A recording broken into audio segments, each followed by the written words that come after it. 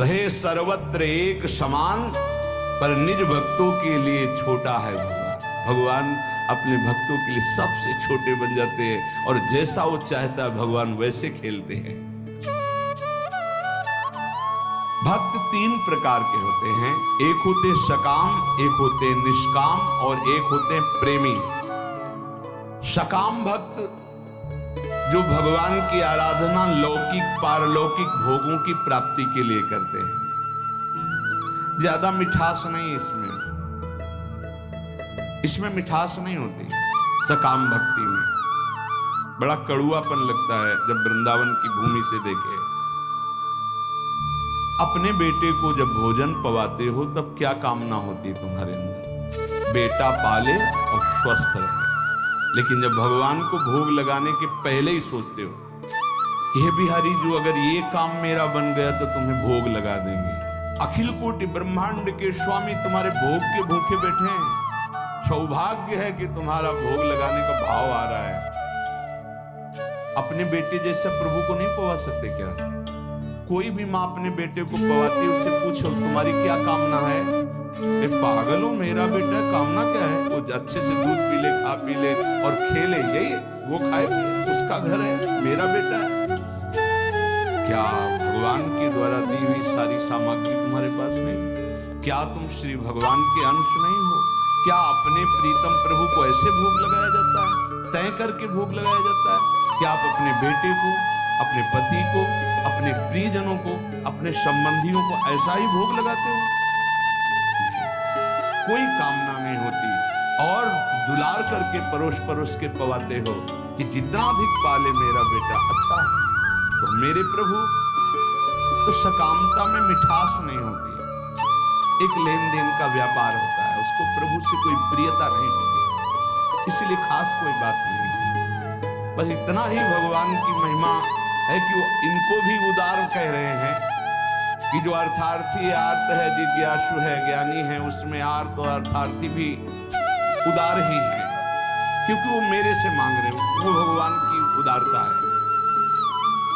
बकाया इसमें कोई स्वाद नहीं लगता, छरछराहट सी लगती है अंदर। आपको फूल बंगला बनवा देंगे, आप हमारा ये काम कर। अरे जिनके एक संकल्प से अनंत ब्रह्मांडों की सुगंध और पुष्प वाटिकाएं ऐसे देववन हैं कि आप लुभायमान हो जाएं, बेहोश हो जाएं, ऐसी सौरभ है वहां। कल्पतरु, मंदार, पारिजात आदि विविध वृक्षों से परिपूर्ण देववन, बेहोश हो जाए ऐसी सौरभ है वहां। कल्पतरु, मंदार, पारिजात आदि विविध वृक्षों से परिपूर्ण देववन, ऐसी दिव्य वाटिका है। कैलाश की शोभा पर वैकुंठ की भगवान का कितना बड़ा वैभव है। उनको तुम 2-4 लाख के बाहरी फूल मंगा के बिना सुगंध वाले नीले पीले रंग दिखाई देते, सौरभ थोड़ी।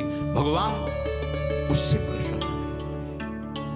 सही मानो आज तक जो शास्त्रों में स्वाध्याय हुआ और संतों की कृपा से भगवान सिर्फ अपनेपन से प्रसन्न होते हैं, अपनापन। और वो अपनापन सकामी पुरुष दे नहीं सकते, बीच में पर्दा रहता है। भगवान और हम और भगवान आप हमारा ये काम कर दो, हम आपके लिए मंदिर बनवा देंगे।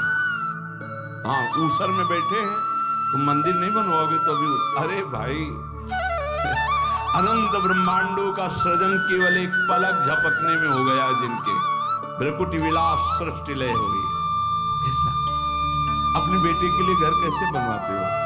इसमें बहू बेटा रहेगा, इसमें हम रहेंगे, इसमें बड़ा रहेगा, इसमें छोटा रहेगा। मंदिर भी हम ऐसे बनवाते हैं, भोग भी हम अपने बेटे जैसा लगाते हैं। अपनापन नहीं तो भगवान न भोग पाते हैं न मंदिर में बैठते हैं। ध्यान रखना, अपनापन सारा खेल भाव का है।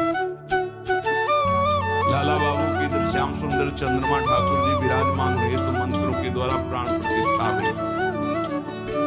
लाला बाबू नजदीक गए और भाव में भरकर जी प्रभु को हृदय से लगाया, बोले आ गए प्रभु। बोले प्रमाण दीजिए। माखन जो भोग लगाने के लिए लाया गया था ऐसे माथे पे रख दिया।